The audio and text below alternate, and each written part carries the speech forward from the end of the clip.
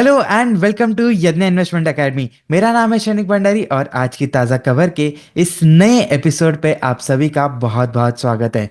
तो चलिए हमेशा की तरह वर्ल्ड इकोनॉमी के साथ आज के इस एपिसोड की शुरुआत करते हैं। यूरोपियन यूनियन के कार रजिस्ट्रेशंस के नंबर में गिरावट देखने को मिली है। 2.6% का year on year decline January month में कम यहाँ पे यूरोपियन यूनियन ने रजिस्टर किया है। मेजर डिक्लाइनिंग कंट्रीज जो है दैट इंक्लूडेड फ्रांस जो 6.2% पे गिरे हैं। इटली जो है इनके नंबर्स 5.8% से गिरे हुए दिखाई दिए, फॉलोड बाय जर्मनी जहाँ पे 2.8% के कार रजिस्ट्रेशंस में डिक्लाइन देखने को मिले हैं। अगर हम बैटरी इलेक्ट्रिक व्हीकल्स वाला सेगमेंट देखें तो यहाँ पे सब्सटैंशियल ग्रोथ देखने को मिली है। 34% का यहाँ पे ईयर ऑन ईयर ग्रोथ यहाँ रजिस्टर किया गया है। That is also because of a very small base that they had. So overall 15% का market share is with the electric vehicles in terms of new sales. अगर हम EV segment की बात करें तो जर्मनी में 54% का ग्रोथ, बेल्जियम में 37% का ग्रोथ एंड नेदरलैंड्स में 28% का ग्रोथ देखने को मिला है। ओवरऑल अगर हम 2024 के कार रजिस्ट्रेशंस की बात करें तो यहाँ पे ये नंबर्स जो है वो 0.8% से बढ़े थे एंड ये दिसंबर में जो ग्रोथ था 5.1% का वो अभी डिक्लाइन में कन्वर्ट हो गया है 2.6% के डिक्लाइन में। सो ऑटो सेगमेंट में जो एक स्पार्किंगनेस दिख रही थी, एक पॉजिटिवनेस दिख रही थी in the month of December, वो नंबर्स रिवर्स होते हुए नजर आए हैं। एंड ER&D कंपनीज स्पेशली जो इंडिया की है, जो यूरोपियन ऑटो सेगमेंट पे ज़्यादा डिपेंडेंट है, उनके लिए ये एक नेगेटिव एस्पेक्ट हो सकता है। Moving on to the Indian economy, retail sales के नंबर्स काफ़ी पॉजिटिव दिख रहे हैं। 5% का year on year growth India के रिटेल सेगमेंट में रजिस्टर किया गया है। So retailers association of India के मुताबिक फूड एंड ग्रोसरी सेगमेंट में सबसे ज़्यादा इंप्रूवमेंट देखने को मिली है, जहाँ पे 13% का इंक्रीज देखने को मिला है। सो इट वुड, ये जो वैल्यू नंबर में ग्रोथ आई है इसमें इन्फ्लेशन का भी एक मेजर पार्ट रहेगा and that is why growth is such phenomenal. इसके अलावा QSR जो कि एक सबड्यूड सेगमेंट था जहाँ पे ट्रिपल एसजीस काफ़ी समय से गिरते हुए नजर आ रहे थे, वो सेक्टर में भी, वो सेगमेंट में भी 6% का ग्रोथ देखने को मिला है। इस और अगर हम दूसरे सेगमेंट की बात करें तो कंज्यूमर ड्यूरेबल्स और IT हार्डवेयर यानी कि जो मोबाइल्स फोन्स जैसे सेगमेंट्स है, वहाँ पे भी 6% का ग्रोथ देखने को मिला है।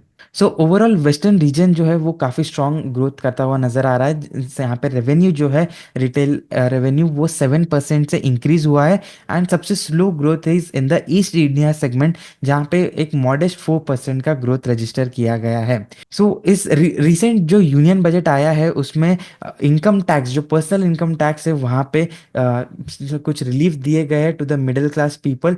एंड अगर यहाँ से डिस्पोजेबल इनकम बढ़ता है तो शायद कंजम्पशन और भी बढ़ सकता है एंड रिटेल सेक्टर के लिए ये एक पॉजिटिव एस्पेक्ट दिखाई दे रहा है। इंडिया हमेशा से रिन्यूएबल एनर्जी पे काफ़ी फोकस जताते आया है एंड हमारी सेंट्रल गवर्नमेंट ने एक न्यू पॉलिसी पे फोकस करना चालू किया है, जहाँ पे they are planning to give subsidy of $1 billion to the solar manufacturing industry. So solar manufacturing का जो प्रोसेस होता है, तो सोलार सेल्स जब बनते हैं तो उसके पहले कुछ प्रोसेसेस होती है।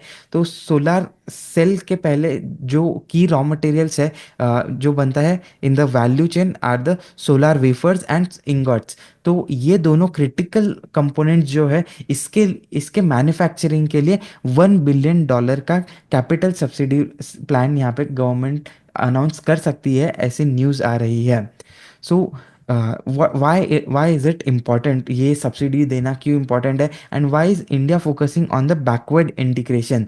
सो अगर हम कुछ डेटा की बात करें, सो यहाँ पे इंडिया की जो इंगॉट मैन्युफैक्चरिंग कैपेसिटी है दैट इज़ जस्ट 2 गीगावाट्स। अगर ओवरऑल हम मॉड्यूल्स की बात करें तो 71 गीगावाट के सोलर मॉड्यूल्स की कैपेसिटी है इंडिया के पास and nearly 11 gigawatt of solar cells बनाने की कैपेसिटी है इंडिया के पास। So as of today solar wafers और इंगॉट्स को मैन्युफैक्चर करने के लिए हम इंपोर्ट डिपेंडेंट है काफ़ी ज़्यादा, and this dependence is very high on China. So to reduce this dependence and to make India to promote the Make in India plan, तो यहाँ पे गवर्नमेंट इस सब्सिडी को लाने जा रही है। एंड इसके बाद भी जो सोलार वेफर बनाने के लिए और इंगॉट बनाने के पहले भी एक इम्पॉर्टेंट रॉ मटेरियल होता है। सो वो पॉलीसिलिकॉन का जो मटेरियल है वो अभी भी हम इंपोर्ट ही करेंगे, बिकॉज ये इंडिया में अभी तक की इसकी कैपेसिटी नहीं आई है। स्टॉक स्पेसिफिक न्यूज़ के बारे में बात करेंगे, एंड सबसे बड़ी न्यूज़ जो है आज वो है अल्ट्राटेक सीमेंट के रिगार्डिंग। सो कंपनी ने वायर्स एंड केबल सेगमेंट में जाने का अनाउंस किया है। कंपनी ने परसों एक फाइलिंग करी थी, परसों शाम में after market close, that they are going to do a capex of 1800 crore. So जो कैपिटल एक्सपेंडिचर रहेगा वो सिंगल प्लांट के लिए होगा। सो ये जो प्लांट रहेगा गुजरात में सिचुएटेड रहेगा, and it is expected to be operational in the next 2 years। So by the end of 2026 यहाँ पे ये अल्ट्राटेक ने टारगेट रखा है to complete this new plant and this new venture that they are pouring into. So ये जो segment है अगर इसके बारे में थोड़ी बात की जाए तो अल्ट्राटेक एक सीमेंट कंपनी है ट्रेडिशनली। अगर हम ग्रासिम आदित्य बिरला ग्रुप की बात करें तो अल्ट्राटेक की पेरेंट कंपनी जो ग्रासिम है उन्होंने रिसेंटली पेंट्स इंडस्ट्री में फोरे किया। वहाँ पे एक बहुत बड़ा डी रेटिंग का सिनेरियो देखने को मिला है after Birla Opus's launch. So वो भी एक बहुत बड़ा डिसरप्टर रहा था for the paint industry, at least in the terms of valuations, because revenue numbers पे अभी भी कोई स्ट्रॉन्ग ओपिनियन जताने के पहले it's too early, that is what we feel. But again similar step Ultratech is trying to make in the wires and cable segment, which is also a fast growing segment in the building material space। So Aditya Birla group के हिसाब से अगर हम देखें तो इनके पास एक metal की कंपनी भी है Hindalco. So aluminium and copper जो वायर्स एंड केबल्स के लिए एक की इंपॉर्टेंट रॉ मटेरियल है, तो दे हैव अ बेनिफिट। ये तो यहाँ पे it is technically group angle से एक फॉरवर्ड इंटीग्रेशन की भी बात हो सकती है। एंड प्लस ये जो इंडस्ट्री है यहाँ पे अगर हम की प्लेयर्स की बात करें जैसे हैवेल्स, पॉलीकैब, केईआई इंडस्ट्रीज, आरआर काबेल, फिनोलेक्स, तो ये सभी के मैनेजमेंट बोल रहे थे कि जो यहाँ पे डिमांड है वो काफ़ी स्ट्रांग है, एंड शायद जो सप्लाई है वो उतनी तेज़ी से ग्रो नहीं करेगा जितना डिमांड ग्रो करेगा। And that is why they have been planning for aggressive capex plans. In fact Polycab ने रिसेंटली अनाउंस किया दैट नेक्स्ट 5 years में they would be doing capex of 6,000 to 8,000 crores। So and which would be majorly towards the wires and cables business, and some part of it would be for the FMEG business। तो इसके अलावा बाकी companies भी capex कर रही है। सो इस industry में अभी शायद ऐसा भी हो सकता है कि कैपेसिटी जो है वो रैंप अप काफ़ी ज़्यादा हो जाए। तो अगर लोगों को कैपेसिटी यूटिलाइजेशन करना है इन सारे प्लेयर्स को, तो मार्जिन प्रेशर्स देखने को मिल सकते हैं। So this could be a bigger concern for companies like Polycab, KEI and Havells and other wires and cables companies. There is one more news regarding UltraTech. So काफ़ी समय से अल्ट्राटेक एंड केशोराम इंडस्ट्रीज़ के एक्विजिशन की बात चल रही है। So this has been all settle down. Company ने अनाउंस किया है कि there is a 1:52 share swap ratio, जहाँ पे अल्ट्राटेक के एक शेयर दिया जाएगा for every 52 shares held in Keshoram Industries. So ये एक्विजिशन जो है वो it would be effective from 1 March, and जो रिकॉर्ड डेट है for this share swap that is on 10th March 2025।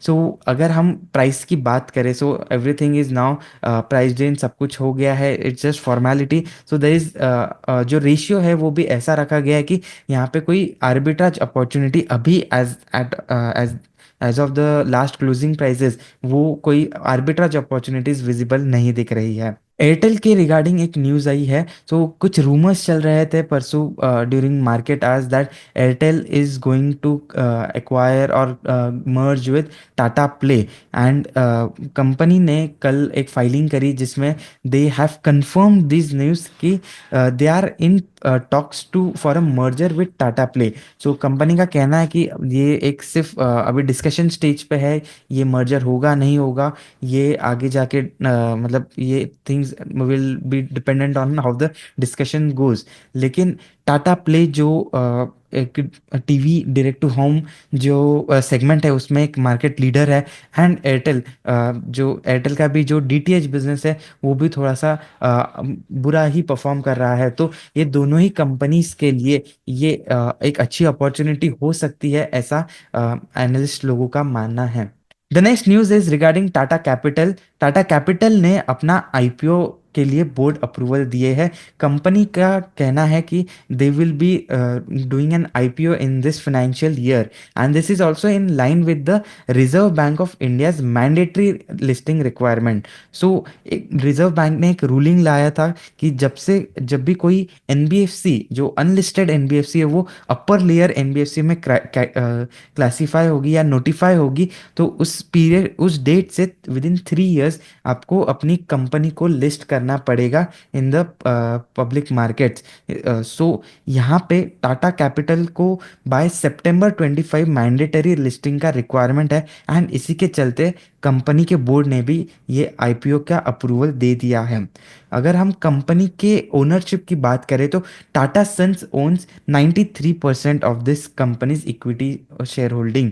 So mostly यहाँ पे जो आईपीओ रहेगा it would be a mixture of fresh issue as well as an offer for sale. So that is something what the news are coming. इसके अलावा अगर हम company के assets की बात करें तो लगभग 1.58 लाख करोड़ के एसेट्स अंडर मैनेजमेंट है as of 31 March 2024। So that is it for today. I hope आपको आज का ये वीडियो पसंद आया होगा। इसे ज़्यादा से ज़्यादा लोगों के साथ शेयर कीजिए, अपने व्यूज़ कमेंट में बताएं, एंड इस वीडियो को ज़्यादा से ज़्यादा लाइक कीजिए। और ऐसे ही और फंडामेंटल एनालिसिस के लिए बने रहिए यज्ञ इन्वेस्टमेंट अकेडमी के साथ। जय हिंद।